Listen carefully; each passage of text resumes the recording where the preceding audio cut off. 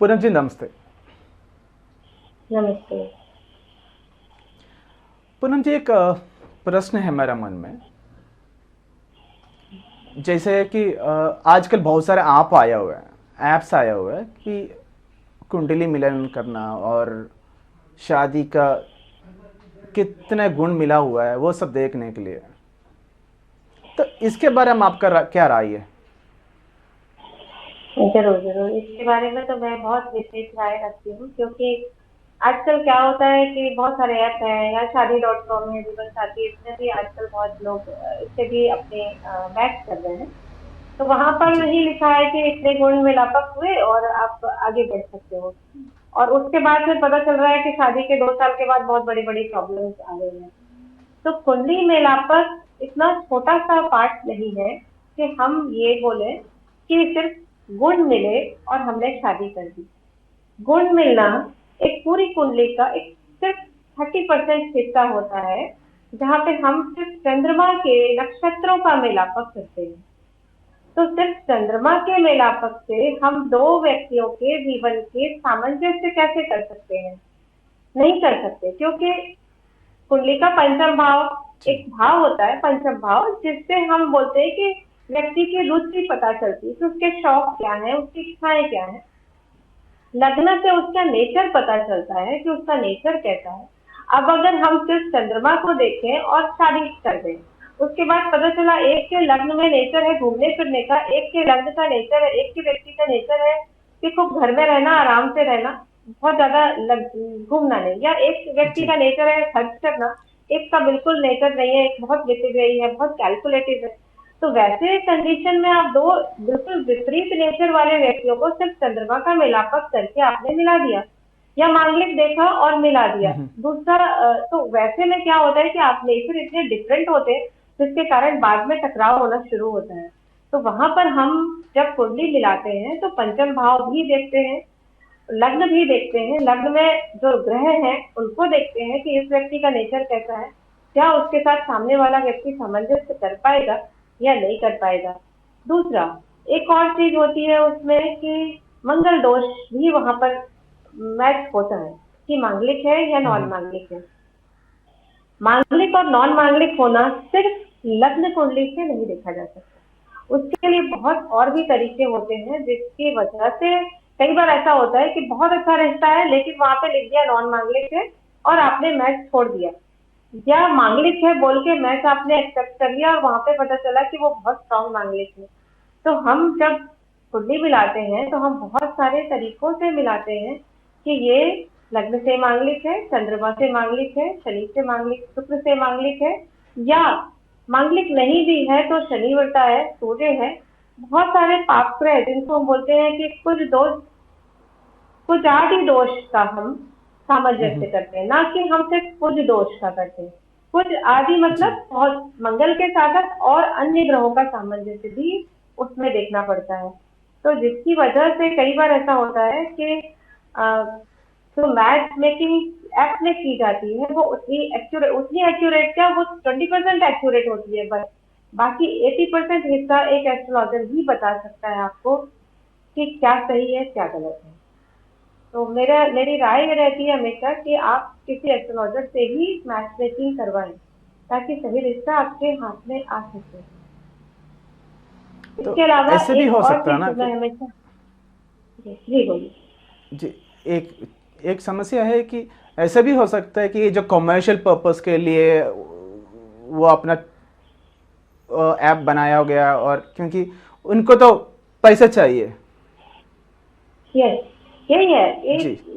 है यही कि कमर्शियल पर्पस के लिए कि वो अपने अपने ऐप में कुछ एक्स्ट्रा दे रहे हैं आपको कि आप उस ऐप को यूज करेंगे, बस वही है। लेकिन उसमें एक्यूरेसी नहीं है, बिल्कुल नहीं है। वहाँ कई बार ऐसा होता है कि वो आपको गलत रीडिंग देते हैं, जो वैसा नहीं होना चाहिए। मैंने देखा है कई बार कि जिस रिश्तों को छोड़ दिए वो लग्न मांगलिक नहीं थे लेकिन चंद्र मांगलिक थे और स्ट्रॉन्ग मांगलिक थे, तो वहाँ शादी हो सकती थी लेकिन उन्होंने छोड़ दिया।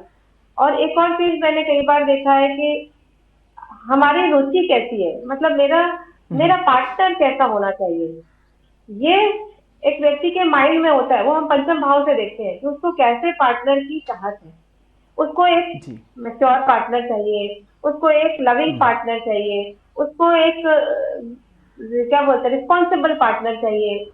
सबको अलग अलग इच्छाएं होती है। किसी को लगता है कि नहीं बहुत जी। रिस्पॉन्सिबल हो, कोई बोलते हैं कि बहुत सच्चा हो, झूठा नहीं हो, कोई बोलते हैं कि बहुत रोमांटिक हो। तो वैसी कंडीशन में हमें वो भी देखना होता है कि इसकी इच्छाओं के अनुकूल सामने वाला का पार्टनर, सामने वाले की कुंडली है या नहीं है। पार्टनर की कुंडली जी। वैसे दिख रही है कि नहीं, तो उसके लग्न में वो ग्रह है या नहीं जो उसके पंचम भाव से रिलेट कर रहे हैं।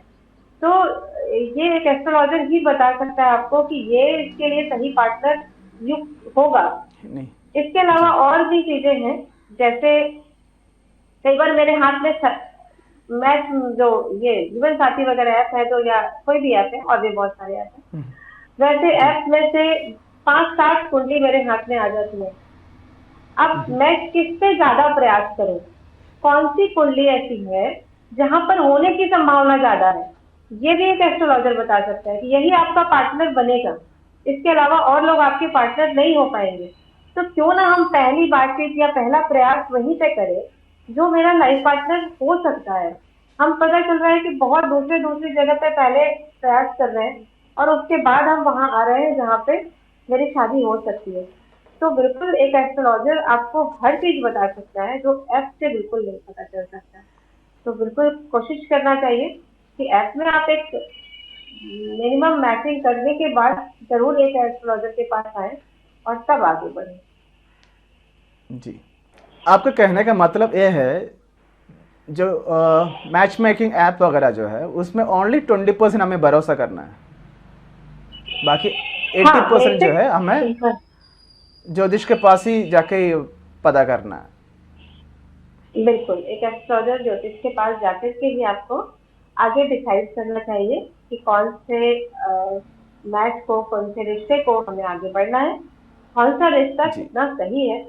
इसके अलावा एक और चीज मैं बोलती हूँ कि कई बार पूरी कुंडली बहुत अच्छी मैच कर जाएगी, ड्रोन में जी। नापक हम देख रहे हैं कि 28 है, 30 है, किसी भी ऐप में वहां पे 30 दिखा रहा है। इवन आप किसी मैरिज के ऐप में नहीं, आप नॉर्मल ऐप में भी जाते हैं, वहां पर भी आपको 28 गुण, 30 गुण, 32 गुण मिल रहा है। आप सोचेंगे बहुत अच्छे गुण मिल गए, लेकिन जब कुंडली में हम ग्रहों का मिलापक करेंगे कि सप्तम भाव में किन किन ग्रहों का मिलापक हो रहा है या नहीं, पता चला सप्तम भाव बहुत सारे पाप ग्रहों से पीड़ित है और हमारे बच्चे की कुंडली में ऐसा कोई भी सप्तम भाव पीड़ित नहीं है। तो फिर वहां पर बहुत गलत घटनाएं भी घटी हैं कि जैसे 6, 8 और 7, अगर इन 3 भावों के ग्रहों के तीनों भावेश अगर सप्तम में बैठ जाए, 6, 7 एंड 8 भाव के भावेश अगर सप्तम में बैठ जाए तो मैरिज में प्रॉब्लम आती है, मैरिज में जी। ब्रेक होने के भी चांसेस हो जाते हैं। मंगल, सूर्य, शनि अगर ऐसे ग्रह सप्तम में जी। बैठ जाएं तो मैरिज ये मैरिज ब्रेकर कहलाते हैं। तो फिर अगर हमने कुंडली में चंद्रमा का मिलापक कर लिया और यहाँ मैरिज ब्रेकर 12th लॉर्ड अगर 7th में आ जाए तो मैरिज ब्रेकर बन जाए। तो ऐसी कंडीशन में आपको एक जी। एस्ट्रोलॉजर ही बता पाएगा ना कि यहाँ पर तो प्रॉब्लम है, भले कितना अच्छा मैच क्यों ना हो रहा हो, लेकिन यहाँ पे तो मैरिज जी। इसकी ब्रेक हो रही है, तो आप उससे मैच करके तो आगे गलत दिशा में ही जा रहे हैं, सही दिशा तो नहीं जा रहे हैं। तो बिल्कुल नहीं करना जी। चाहिए। किसी भी जी। ऐप पर भरोसा न करके एस्ट्रोलॉजर पर भरोसा करें, तब आगे बढ़े। जी।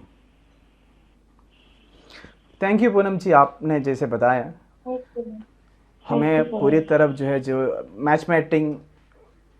मैच मेकिंग ऐप को विश्वास नहीं करना है। धन्यवाद। Thank you.